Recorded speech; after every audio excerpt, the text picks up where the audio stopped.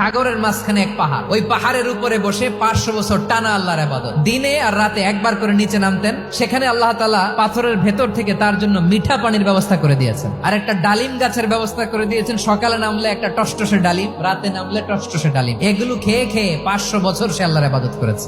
আল্লাহর দরবারে কিয়ামতের কঠিন ময়দানে যখন লোকটা হাজির হয়ে যাবে, আল্লাহ বলবেন 500 বছর ইবাদত করছে তো আমার দয়ায় আমার বান্দারে জান্নাত দাও। এই বান্দা বলে বালবি আমালি, আল্লাহ তোমার দয়া লাগবে কেন, আমি আমার আমল দিয়ে জান্নাতে যেতে চাই। আল্লাহ বলবেন তাই, ঠিক আছে, তোমার 500 বছরের ইবাদত এক পাল্লায় রাখো। আর আল্লাহ বললেন আমি যে দয়া করে সৌন্দর্য দেখার জন্য তোমার দুটা চোখ দিয়েছিলাম, দুটা নয় একটা চোখ আরেক পাল্লায় রাখো। রাখা হবে, দেখা যাবে ওই 500 বছরের ইবাদত হালকা হয়েছে, আর মুহূর্তের মধ্যে আল্লাহর দেয়া একটা চোখের নেয়ামত ভারী হয়ে গিয়েছে।